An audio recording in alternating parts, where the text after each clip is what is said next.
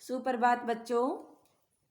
आज का अध्याय है हमारा अध्याय नंबर 3 और नाम है कहानी का अहंकारी राजा। अहंकारी का मतलब बेटा जो घमंड करता हो, उस राजा की कहानी हम पढ़ेंगे। तो चलिए शुरू करते हैं कहानी को। राजगढ़ में एक प्रतापी राजा राज्य करता था। वह बड़ा यशस्वी था। उसके राज्य में प्रजा बहुत सुखी थी। उनकी मृत्यु के पश्चात उनका पुत्र रणवीर सिंह राजगद्दी पर बैठा। वह भी पिता की भांति वीर था। थोड़े ही समय में उसने सभी समीपवर्ती राज्यों को अपने अधीन कर लिया।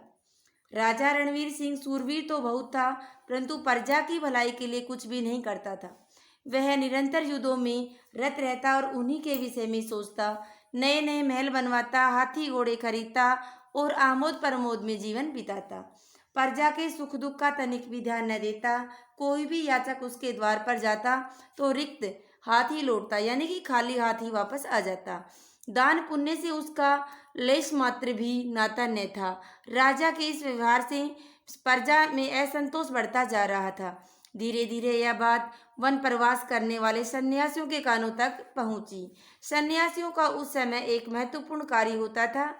वह था कि यदि राजा नीतिपूर्वक शासन न करे, प्रजा को सताए, अत्याचारी हो, तो उसे सन्मार्ग पर लाए। सन्मार्ग का मतलब होता है सही मार्ग दिखाए। उसे उनके कर्तव्यों को पालन हेतु विवश कर देना।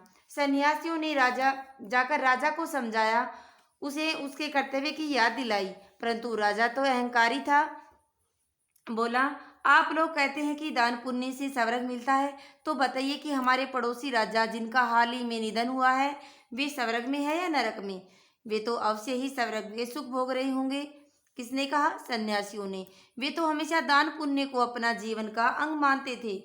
आज भी प्रजा उनकी याद में आंसू बहाती है।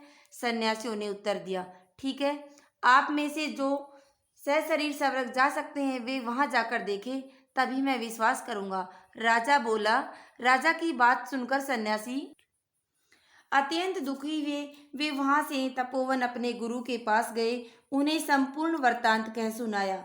राजा के घोर अहंकार के विषय में जानकर गुरुजी को बहुत क्षोभ हुआ। वे तुरंत सन्यासियों के साथ राज दरबार की ओर चल दिए। राज दरबार के बाहर उपवन में उन्हें दो राजकुमार खेलते हुए मिले। वे सन्यासियों का मजाक उड़ाने लगे, परंतु सन्यासियों ने उन पर कोई ध्यान न दिया।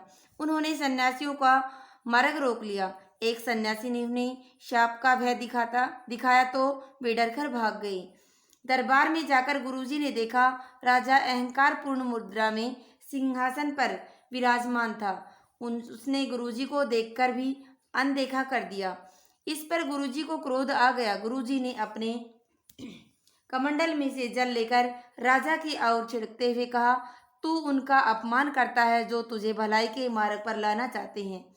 जो राजा प्रजा पालन में उचित भाव नहीं दिखाता, गरीबों असहायों का रक्षक नहीं होता, उस राजा को अपने करने का फल अवश्य ही भोगना पड़ेगा। अब तू पड़ोसी राजाओं की चिंता छोड़ और स्वयं को नरक की अग्नि में जलता देख। और यह क्या? राजा बुढ़ापे का जंजर शरीर पाकर नरक की अग्नि में जलने लगा।